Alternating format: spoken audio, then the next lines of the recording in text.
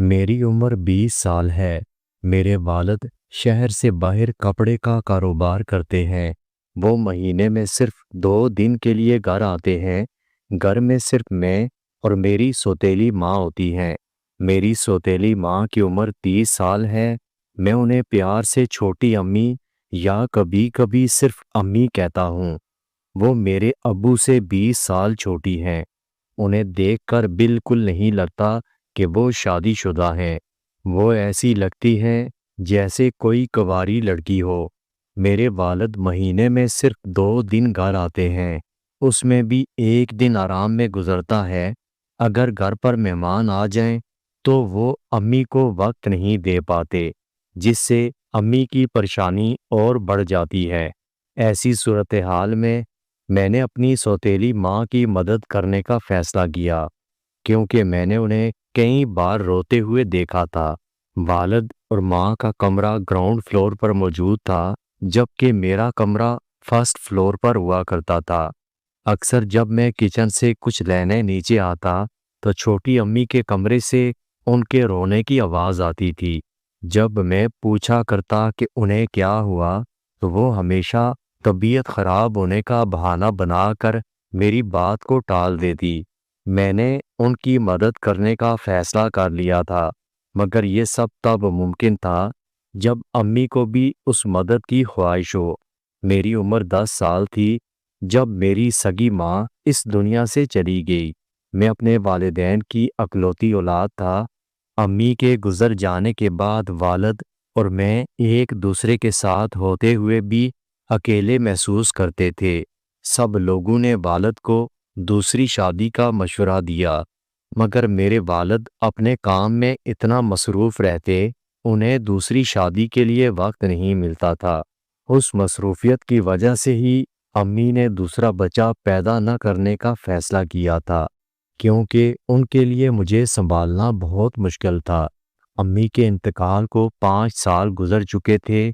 मैं 15 साल का था और मैट्रिक के इम्तहान देने के बाद अपनी छुट्टियां मना रहा था। एक दिन मैंने अपनी दादी अम्मी को सुना, जो छोटे चचा और चची के साथ रहती थीं। वो वालिद को दूसरी शादी के लिए इसरार कर रही थीं। वालिद बार बार मना कर रहे थे कि उनकी मसरूफियत इतनी ज़्यादा है कि वो दूसरी शादी के बाद नई बीवी के लिए वक्त नहीं निकाल पाएंगे। लेकिन दादी बार बार कह रही थी, अगर वो वालिद की शादी ना करवा सकी, तो उनके जाने के बाद कोई उनकी मदद नहीं करेगा। और ये बात उन्हें खाई जा रही थी कि उनका बेटा सारी जिंदगी अकेला रहेगा। दादी को हमेशा छोटे चाचा से ज़्यादा लगाव था, क्योंकि उनकी कोई औलाद नहीं थी। मैंने सुना था कि मेरे चाचा एक नामर्द इंसान हैं, और चची को ये बात शादी के बाद पता चली। वालिद के मना करने पर दादी ने अचानक रोना शुरू कर दिया। तंग आकर मेरे वालिद ने हार मान ली और दूसरी शादी के लिए हामी भर ली। ये सब सुनकर मैं कमरे में दाखिल हुआ और वालिद और दादी से कहा, वालिद की शादी ज़रूर होनी चाहिए। मेरा मकसद ये था कि मेरे वालिद मेरे लिए परेशान ना हों, क्योंकि अब मैं जवान हो चुका था और मुझे वालिद के अकेलेपन का एहसास होने लगा था। ये सुनकर वालिद के कंधों से बोझ उतर गया। उन्होंने दादी से कहा कि वो रिश्ता देखना शुरू कर दें। दादी मुस्कुरा कर बोली कि उन्होंने पहले से ही एक लड़की पसंद की है। वालिद के पूछने पर उन्होंने बताया कि उस लड़की का नाम साइमा है। वालिद ने कुछ सोचा और इस बात में सर हिला दिया। साइमा मेरी छोटी चची की बहन है, जिनकी उम्र उस वक्त 25 साल थी, और मेरी उनसे बहुत बनती थी, क्योंकि मैं उनसे ट्यूशन पढ़कर पास हुआ था। 2 माह के बाद वालिद की शादी सादगी के साथ हो चुकी थी। शादी के पहले महीने वालिद ने घर पर ज़्यादा वक्त गुजारा, छोटी अम्मी को वक्त और प्यार दोनों दिया। मगर 1 माह के बाद वो अपनी पुरानी रूटीन पर वापस आ चुके थे। छोटी अम्मी हर वक्त उदास रहने लगी। उनका किसी चीज़ में दिल नहीं लगता था। मैंने उनका मूड ठीक करने की बहुत कोशिश की, मगर वो थोड़ा सा मुस्कुरा कर फिर खामोश हो जाती। جب شادی کو 3 مہینے گزر گئے اور والد کے گھر آنے کا وقت قریب آیا تو چھوٹی امی کے چہرے پر خوشی نظر آنے لگی۔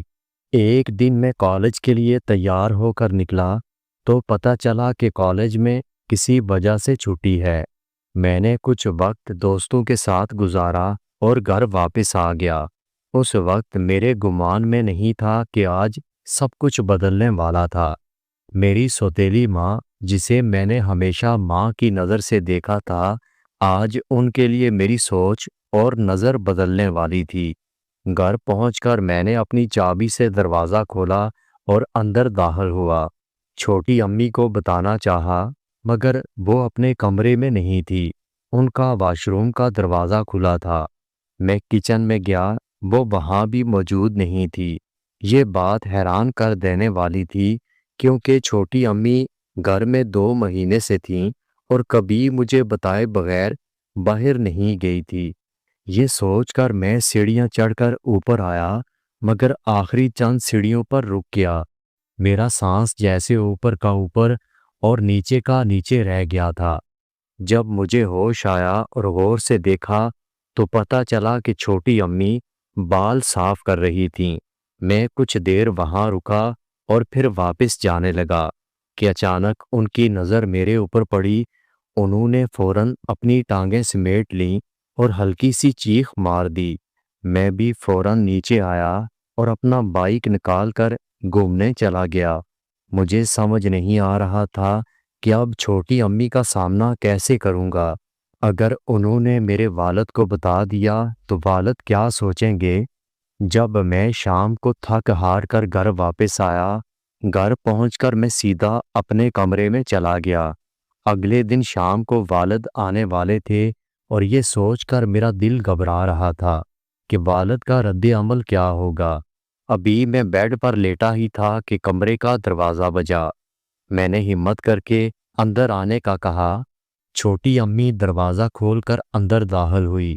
وہ نہا کر نئے کپڑوں میں تھی، بال ابھی بھی گیلے تھے۔ وہ میرے پاس بیڈ پر بیٹھ گئی۔ کچھ دیر ہم دونوں خاموش بیٹھے رہے، پھر چھوٹی امی کہنے لگی، دیکھو بیٹا، میں بہت شرمندہ ہوں۔ مجھے اپنے کمرے میں تیار ہونا چاہیے تھا۔ اوپر اس لیے گئی تھی کہ وہاں روشنی میں آسانی ہوتی ہے۔ مجھے اندازہ نہیں تھا کہ تم اتنا جلدی واپس آؤ گے۔ میں وعدہ کرتی ہوں کہ آج کے بعد احتیاط کروں گی، لیکن پلیز اس بات کا کسی سے ذکر نہیں کرنا، خاص طور پر اپنے والد سے۔ اس وقت میرے ذہن سے بوجھ اتر گیا تھا۔ میں نے چھوٹی امی سے کہا کہ آج کالج چھٹی تھی، میں جلدی واپس آیا تھا اور میں بھی بہت شرمندہ ہوں۔ اگر مجھے پتہ ہوتا تو میں کبھی اوپر نہ آتا۔ چھوٹی امی نے میرے سر پر ہاتھ پھیرا اور پیار سے کہا، میں امید کرتی ہوں کہ جو ہوا ہم اسے بھول کر دوبارہ نارمل ہو جائیں گے۔ مگر حقیقت یہ تھی کہ سب کچھ بدل گیا تھا اور نارمل ہونے کی کوئی امید نہیں تھی۔ چھوٹی امی کے جانے کے بعد میں کافی دیر ان کے بارے میں سوچتا رہا۔ رات کے کھانے کے بعد میں سونے کی کوشش کر رہا تھا مگر نیند نہیں آئی۔ اگلی صبح ناشتے پر چھوٹی امی بہت خوش لگ رہی تھی، شاید اس لیے کہ شام کو والد آنے والے تھے۔ آج جمعہ تھا اور کالج سے جلدی چھٹی ہو گئی۔ گھر آتے ہی چھوٹی امی نے مجھے کام پر لگا دیا۔ شام ہونے کو تھی اور چھوٹی امی تھکی ہوئی لگ رہی تھی۔ انہوں نے کہا، بیٹا میں بہت تھک چکی ہوں، میں نہا کر فریش ہوتی ہوں اور پھر کھانا تیار کرتی ہوں۔ ویسے بھی تمہارے والد آنے والے ہیں۔ میں اپنے کمرے میں چلا آیا۔ آدھے گھنٹے کے بعد گھر کی بیل بجی، دروازہ کھلنے کی آواز آئی۔ والد کی آواز سنائی دی، وہ شاید میرا پوچھ رہے تھے۔ میں نیچے گیا، والد کو سلام کیا۔ کچھ دیر کے بعد چھوٹی امی آئی اور ہم کھانا کھانے لگے۔ کھانے کے بعد والد اپنے کمرے میں چلے آئے۔ میں چھوٹی امی کی مدد کرنے لگا۔ سارے برتن سمیٹنے کے بعد چھوٹی امی اپنے کمرے میں چلی آئی اور میں اپنے کمرے میں جا کر لیٹ گیا۔ تھوڑی دیر کے بعد میں اٹھا اور کھڑکی سے چھوٹی امی کے کمرے میں جھانکا، جہاں وہ والد سے پیار کر رہی تھیں۔ انہوں نے مجھے دیکھ لیا، میں فوراً پیچھے ہٹ چکا تھا۔ اگلے 2 دن ہم ایک دوسرے سے نظریں چراتے رہے، مگر والد کے سامنے بالکل نارمل رہنے کی کوشش کی کہ انہیں شک نہ ہو۔ 2 دن کے بعد والد واپس جانے والے تھے۔ یہ سوچ کر میری پریشانی بڑھ رہی تھی، کیونکہ مجھے یقین تھا کہ والد کے جانے کے بعد چھوٹی امی ضرور مجھ سے بات کرے گی۔ خیر 2 دن کے بعد میں کالج جلدی چلا گیا۔ والد جا چکے تھے اور میں امی کا سامنا کرنے سے ڈر رہا تھا۔ کالج کے بعد کافی دیر دوستوں کے ساتھ گھومتا رہا، مگر شام کو گھر واپس آنا پڑا۔ گھر پہنچ کر میں اپنے کمرے میں چلا آیا۔ کچھ دیر کے بعد مجھے قدموں کی آواز سنائی دی۔ میرا دل زور زور سے دھڑک رہا تھا۔ دروازے پر دستک ہوئی۔ میں نے اندر آنے کا کہا۔ چھوٹی امی اندر آئی اور میرے سامنے بیڈ پر بیٹھ گئی۔ انہوں نے کہا، دیکھو بیٹا، اس صبح جو ہوا اس میں کچھ حد تک میری غلطی تھی اور میں اس پر شرمندہ ہوں، لیکن اس رات تم نے جو کیا اس سے میں بہت مایوس ہوں۔ مجھے تم سے ایسی امید نہیں تھی کہ تم ایسی گھٹیا حرکت کرو گے۔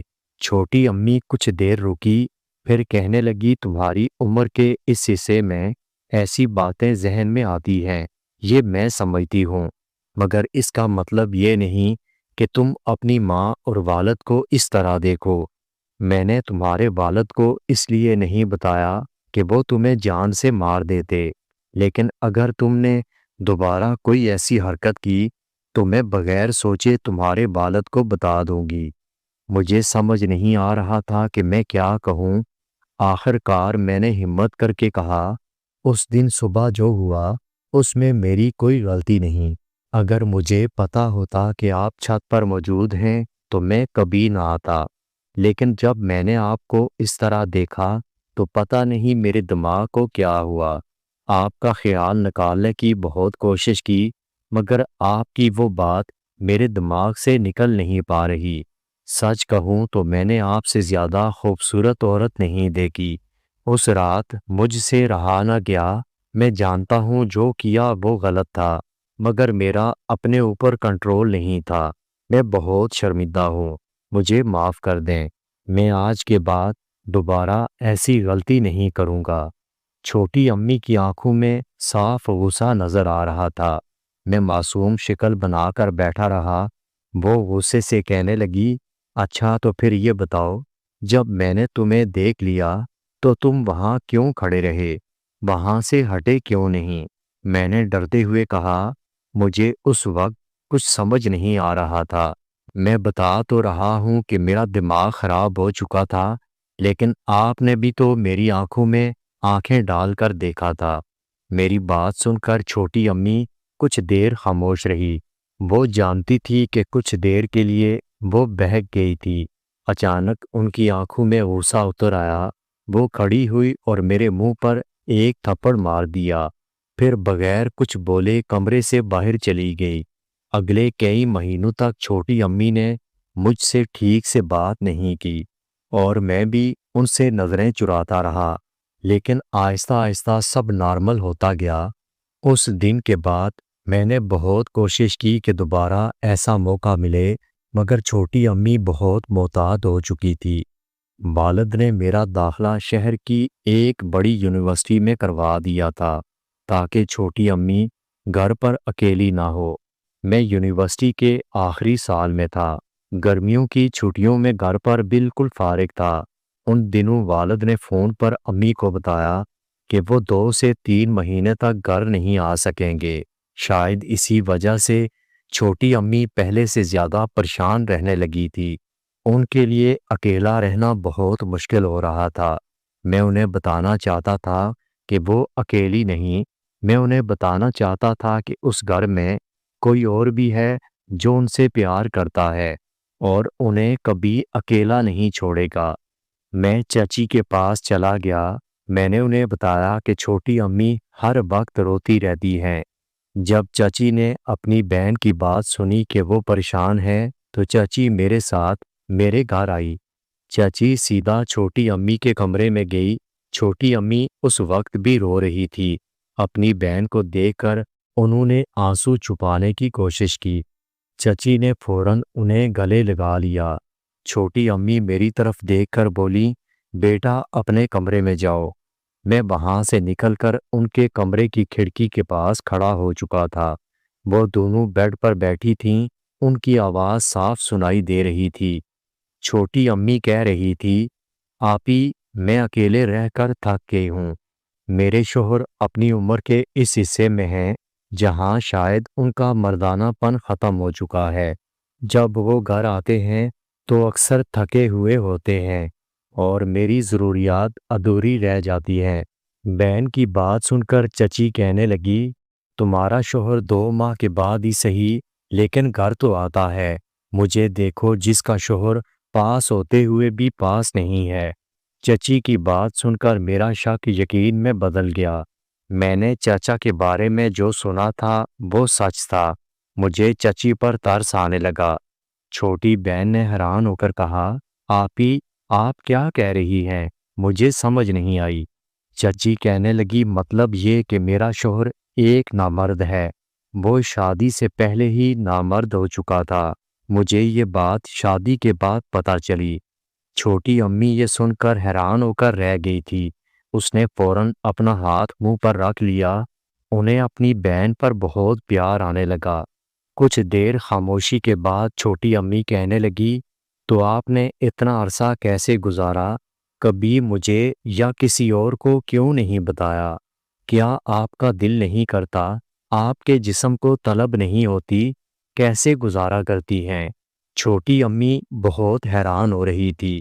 وہ سمجھ نہیں پا رہی تھی کہ کوئی انسان ایسے کیسے رہ سکتا ہے۔ تب چچی نے لمبی سانس لے کر کہا، طلب تو ہوتی ہے، بہت زیادہ ہوتی ہے۔ آخر میں بھی انسان ہوں۔ شروع میں بہت مشکل تھی۔ خاندان کی شرمندگی کے ڈر سے میں نے کبھی کسی کو نہیں بتایا۔ میرے شوہر بہت اچھے انسان ہیں، میرا خیال رکھتے ہیں، مجھ سے پیار کرتے ہیں، اس لیے میں ان کی عزت کا خیال رکھتی ہوں۔ کھڑکی سے چھپ کر دیکھتے ہوئے میں بے چین ہو رہا تھا۔ اس دن سے میں نے فیصلہ کیا کہ میں ہاسٹل میں رہوں گا، کیونکہ اگر میں گھر رہتا تو ضرور کوئی غلط کام کر لیتا۔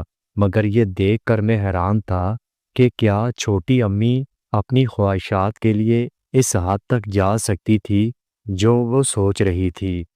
دوستو، اگر آپ کو ویڈیو اچھی لگی ہو تو ویڈیو کو لائک اور میرے چینل کو سبسکرائب ضرور کیجیے گا اور اپنا بہت سارا خیال رکھیے گا۔